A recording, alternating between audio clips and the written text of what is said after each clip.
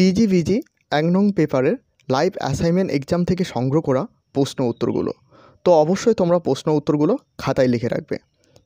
আরেকটি গুরুত্বপূর্ণ বিষয় জানিয়ে রাখি, তোমরা অবশ্যই হোয়াটসঅ্যাপ গ্রুপে জয়েন হয়ে নেবে, কারণ বেশি ভিডিও আপলোড করলে তোমাদের কাছে নোটিফিকেশান যাবে না। এছাড়াও 3টি চ্যানেলে কিন্তু ভিডিও আপলোড করা হবে, তো অবশ্যই তোমরা কিন্তু হোয়াটসঅ্যাপ গ্রুপে জয়েন হয়ে নেবে।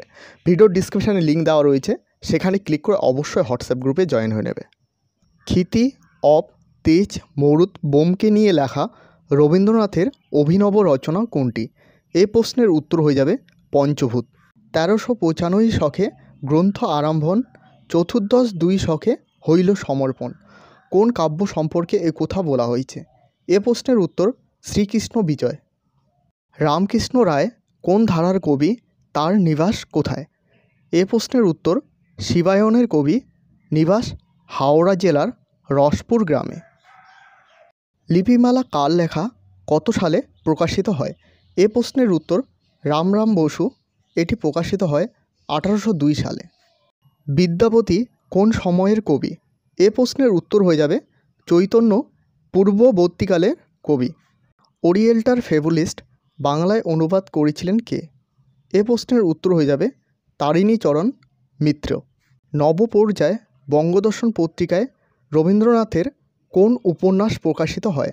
এ প্রশ্নের উত্তর হয়ে যাবে চোখের বালি। ক্ষণদা গীত চিন্তামণি সংকলিতার নাম কি? এ প্রশ্নের উত্তর হয়ে যাবে বিশ্বনাথ চক্রবর্তী। 1843 থেকে 1855 কালপর্বে তত্ত্ববোধিনী পত্রিকার সম্পাদক কে ছিলেন? তো এ প্রশ্নের উত্তর হয়ে যাবে অক্ষয় কুমার দত্ত।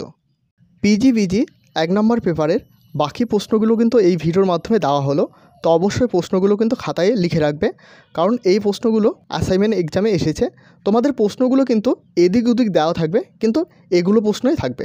অর্থাৎ ধরে নাও যেখানে এটা 1 নম্বরে রয়েছে, সেটা কিন্তু তোমাদের 20 নম্বরেও থাকতে পারে।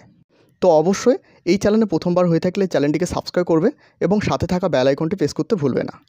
এবং এখনও পর্যন্ত তোমরা যারা হোয়াটসঅ্যাপ গ্রুপে জয়েন হননি, অবশ্যই নিচে ডিসক্রিপশানে লিঙ্ক দেওয়া রয়েছে, সেখানে ক্লিক করে হোয়াটসঅ্যাপ গ্রুপে জয়েন হয়ে নেবে।